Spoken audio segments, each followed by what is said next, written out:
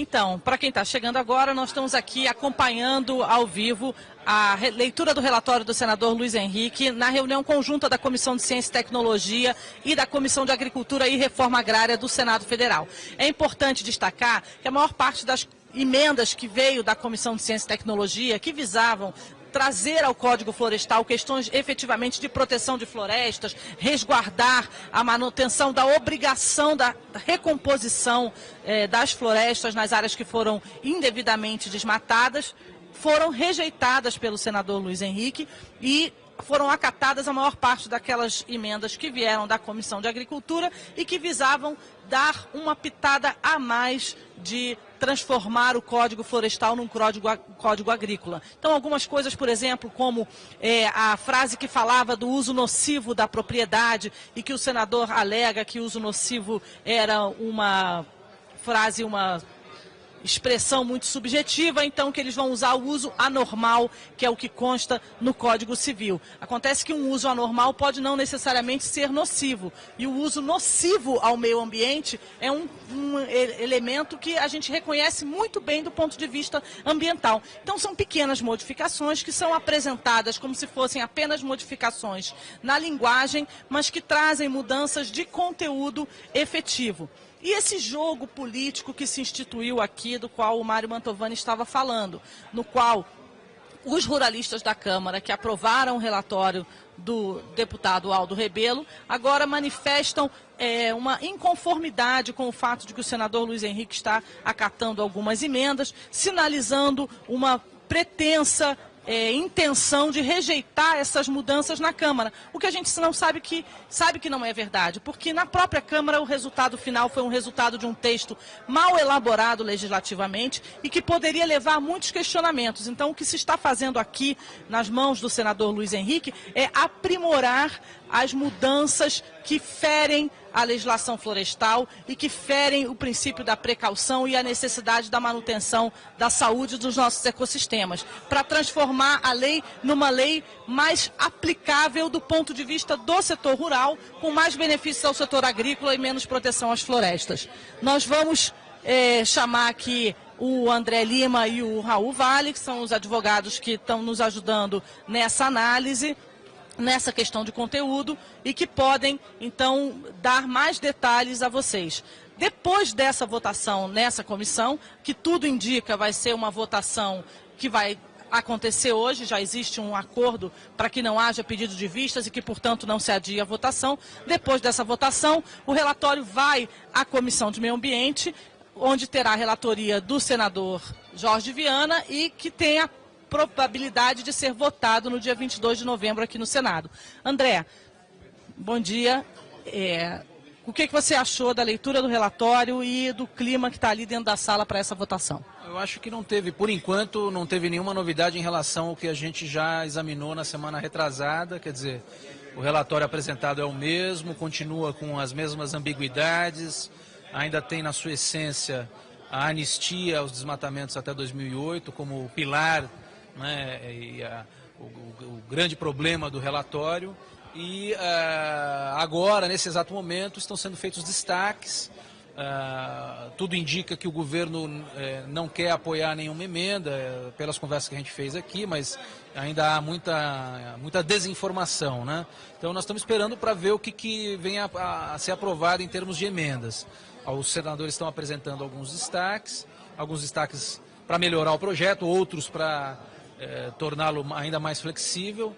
Então vamos aguardar, vamos acompanhar, porque nesse momento é que estão sendo discutidas as emendas. Mas tem algumas pequenas alterações daquele texto que a gente teve acesso na semana passada, né? Tem, mas são alterações, digamos, cosméticas e que não mudam a essência do projeto, que é aquilo que eu falei. Quer dizer, o projeto ele continua sendo um projeto que retrocede, um projeto que beneficia quem desmatou ilegalmente, um projeto que passa borracha nos desmatamentos ilegais. Então, as pequenas alterações são alterações muito periféricas. As mais importantes que nós, inclusive, enquanto comitê apresentamos, até agora ainda não foram examinadas. E quais seriam essas alterações mais relevantes para que o Senado aprovasse nessa comissão ainda? Uma delas, por exemplo, é efetivamente a gente ter um capítulo específico para a agricultura familiar, está sendo discutido agora. A outra é a questão da data, a gente avalia que 2008, para consolidação de desmatamentos ilegais, é uma data que cria um benefício injustificado, então tem uma emenda importante que traz essa data para 2001, que não deixa de ser um benefício, mas pelo menos é mais digamos, razoável, né, do que 2008. A questão da isenção da reserva legal para 4 módulos, que a gente defende que seja aplicado apenas para a agricultura familiar. Então tem um conjunto grande aí de emendas que, infelizmente, vão sobrar todas elas para o nosso senador Jorge Viana na Comissão de Meio Ambiente. Tudo leva a crer que lá vai ser o palco para, de fato, a gente batalhar pelas boas mudanças. Mas você não acha que esse discurso que o senador Luiz Henrique fez, de dizer que não pôde acatar certas emendas sob risco delas não serem acatadas no plenário ou de haver um retrocesso na própria Câmara dos Deputados, tenta também constranger o senador Jorge Viana no sentido de grandes alterações ao texto? Não, sem dúvida que vai sobrar um trabalho muito árduo para o senador Jorge Viana. É o que a gente tem dito desde o início. Quer dizer, as correções têm que ser feitas, tinham que ter sido feitas antes, inclusive na Comissão de Constituição e Justiça. Vai sobrar um trabalho hercúleo para ele. E aí é um jogo político, é um jogo também de argumentos. Quer dizer, o senador Luiz Henrique joga com esse argumento de que não vai ser aprovado no plenário. Ao mesmo tempo, a gente tem colocado à mesa de que a presidenta Dilma tem um compromisso de vetar dispositivos que signifiquem anistia e novos desmatamentos. Então, é o jogo dos argumentos e o problema é que, nos bastidores, parece que o governo, infelizmente, vem operando de forma muito, muito tímida, né, e digamos que, de certa forma, omisso nesse debate. É uma pena. Pois é, todas as expectativas de aprimoramento agora recaem sobre o senador Jorge Viana na Comissão de Meio Ambiente e nós temos essa expectativa de que nesse curto prazo entre essa votação aqui e a apresentação do relatório do senador Jorge Viana, seja possível realmente fazer os aprimoramentos na lei. No momento, os senadores estão fazendo debate em cima de alguns destaques, buscando retomar algumas emendas que foram apresentadas, mas não foram aprovadas. Então, vamos voltar para acompanhar um pouco o debate lá no plenário e voltamos daqui a pouco com mais comentários e análises daqui de Brasília. Muito obrigada. É isso aí. Jorge Viana, em discutindo com o senador, encontrar uma redação que...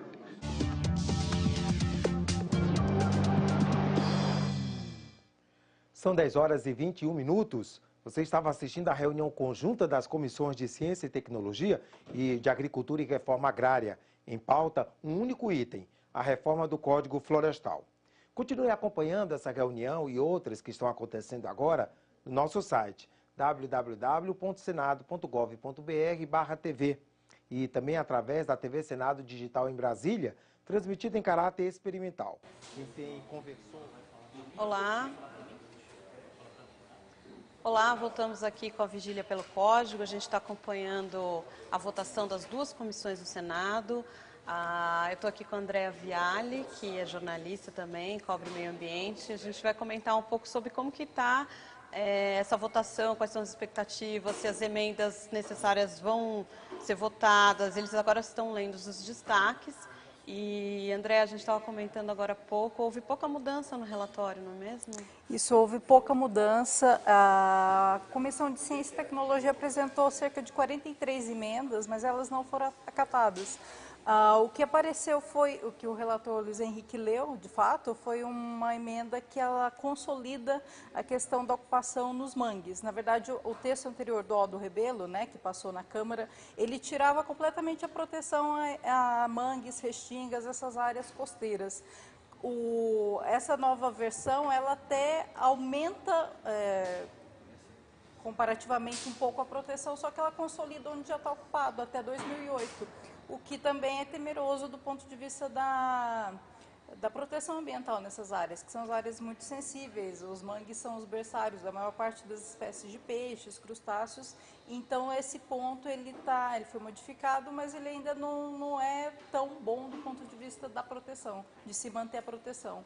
Ele dá um pouco de proteção para os mangues, mas ele consolida as áreas já ocupadas, o que não é bom necessariamente. Uhum. E os senadores parecem, pelo menos nas palavras do senador Luiz Henrique, eles parecem um pouco inclinados a não mudar as coisas, né? Estão já dizendo, já estão sinalizando, não vamos mudar, porque senão depois fica complicado. Então eles já estão com esse discurso da não alteração do que já está consolidado, né, no texto. Sim, a colocação é que o texto ele já foi aprovado, ele foi votado e aprovado por 400 deputados.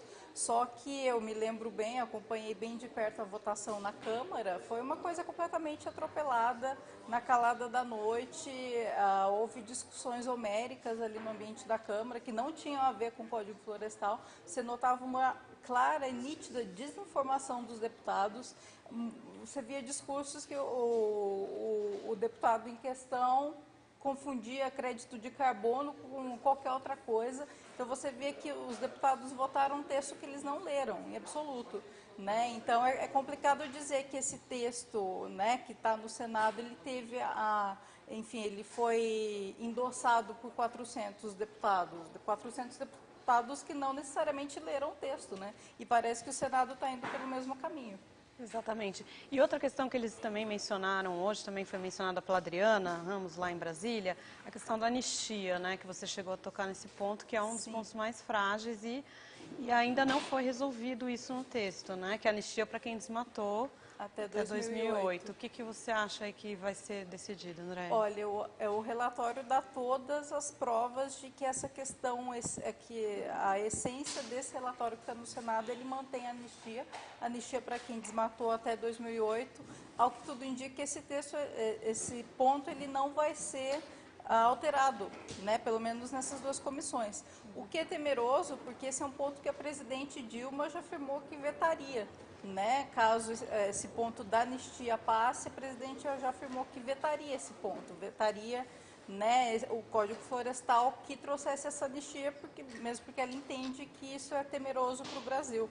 Né? Então, eu acho que cabe a gente acompanhar se realmente esse ponto vai se manter aí como um alicerce do texto, porque hoje ele é um alicerce. A anistia a quem desmatou até 2008 é um dos alicerces do texto que passou na Câmara e nesse texto que está do Senado. Exatamente. Só lembrando que ontem nós falamos com o senador Eduardo Suplicy sobre outra questão que também ele tem vários senadores fizeram emendas ao texto. No caso dele é a emenda à agricultura familiar, que também era aquela questão da propriedade de ser pequena, ser grande, como os módulos fiscais, né? Exatamente, que também é um ponto interessante, né?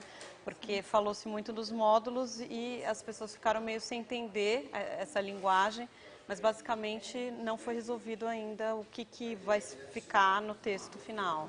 Isso, o texto aprovado na Câmara, ele coloca a questão da anistia a quem desmatou aí até 4 módulos, os chamados 4 módulos fiscais, né? Que depende da região do país, pode ser uma grande propriedade ou uma propriedade menor. Né? E essa questão que na época o Aldo Rebelo colocou, que você tem que desobrigar de cumprir a reserva legal esses pequenos produtores, não necessariamente eles são pequenos, porque até 4 módulos fiscais pode ser uma propriedade de 20 hectares ou uma propriedade de 400 hectares, que não é necessariamente um pequeno agricultor. Um pequeno agricultor, né? Então, essa questão da agricultura familiar, me parece que ela foi usada meio que como escudo para defender interesses de grandes produtores, né? Em todo momento na Câmara, o Aldo Rebelo colocou que, enfim, estava em jogo a sobrevivência do pequeno agricultor, por isso ele não deveria ter que preservar a reserva legal, ele não deveria ter que ter APP ali na margem do rio, no topo de morro. Porque os pequenos agricultores viviam disso. Exatamente, né? Só que você pega grandes proprietários que no final vão acabar ficando, se esse texto passar, vão acabar ficando desobrigados de recompor essas áreas que, do ponto de vista até do serviço ambiental, que é um ponto que é importante colocar, ficam desassistidas, né? Porque você tem a mata ciliar, não é simplesmente porque é bonito você ter a mata ciliar, mas porque ela ajuda